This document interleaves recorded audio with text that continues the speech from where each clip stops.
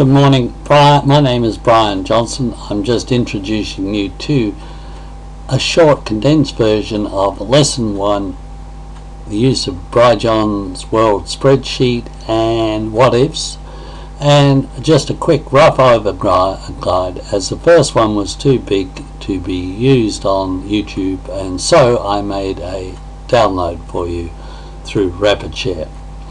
Okay, without ado, fast, we'll just go through this briefly, and first we'll look at the one sheet here of the 14 currencies, and you want to look at the slots. And how do you find the anchor slots? Simply they are these anchor slots here, the AUD, the New Zealand, the Euro, blah blah blah, and you look at it here where those anchor currencies, as I mentioned, are in this regard to here, and that is how when the anchor currencies move from one position to another, that's how 101 did his trading.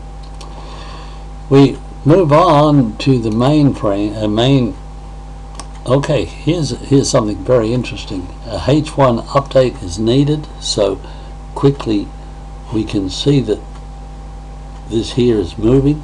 Look at them all. Hey, we got to wait for a little bit, but we can quickly update it, and we need Brian World Update, and we should wait until the spreadsheet is updated. This updates every hour. You don't have to do it both ways, and we want to make sure that the 4 are updated. At the moment there's only 3. See them? 1, 2, 3.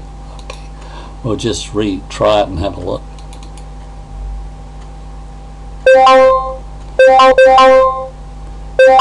Has the sheet re-updated? Yes, it's updated. Okay, we go quickly on, and we've discussed the slot positions. Now we're going to discuss the reference to the pips. See this pips here?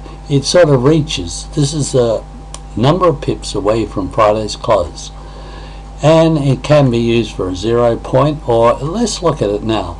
It was up to about 72. Through experience, that means the longs were up 72 pips. It's dropping down, and it seems to reach a velocity of probably 75-80 pips, and then starts to go back down. It's not always a good indication, but it sort of gives you an idea of when the market's starting to change. The 5.9 and the 9.21 seem to be in the SMAs. Gann's old astrological planet influences seem to be always tied into, in my experience, into the 5, 9, 9.21s. And when there was a change of the planets' movements, and generally a change of the trends. There we have the 5, 9, 9.21s for you to look at, and we'll just move on, and you can see the current trend of 101's 14 is in the buys. The buys are making a profit, the sells are losing. Usually when those two come together in their price differences are both at the same, is another type of 0, and one can use that. The other way of using the 0 was mentioned in the demos, in the most common used currency taught in economics or some schools, of using the 3 currencies as a guide to a complicated mathematical formula, but to get 0. So when the 0 comes, and you notice the difference between these two here, about 2 pips, and the total is between 3, is about 6 or 7 pips, and it's only when these whole lot seem to change down to about 0. You can use it on your spreadsheet when your total profit goes up to say 40 pips or 50 or $50, sorry, and it drops back to $0 in the total of the 3. It's usually an indication of trend change. One could put a little equals here to those two figures and make his trend change, and an alarm goes off. There are all possibilities with Excel. Excel, the most important points I would like to mention something about the closing price of yesterday and today's price. If today's price is lower, it's tending to be a short day for that currency, whereas you notice the now price is higher, so it's a long for the euro, and it's getting pretty equal for the Great British Pound US dollar. You have to watch that one. And this one here is still long. It's higher. Now price is higher than the close of yesterday, so one can use the charts for that. For the what ifs, one can copy a formula, the max, the minimum, and if you wanted to put the maximum highest high for the month and the minimum, it's simply going down your chart and looking at the high here, and you put your max here, and your other reference for a month, you look back until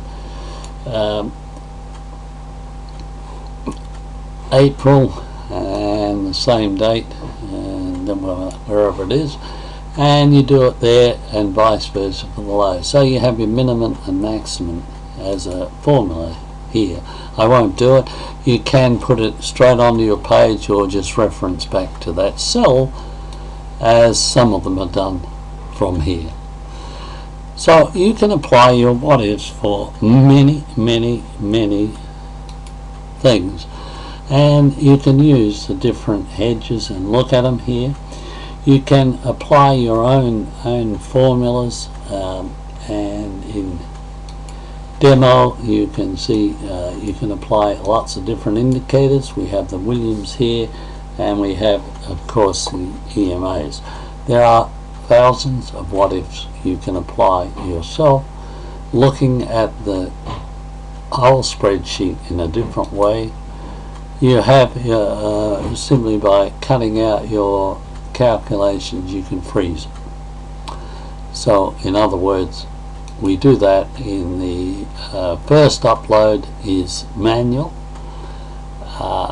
We upload our monthly figures via the spreadsheet. Then when it's running, happily running during the week, we can update simply as I've shown you. Okay, that's just quick. Read my whole version of lesson 1. Download it yourself through Rapid Share. It's in AVI format. God bless you, from Brian.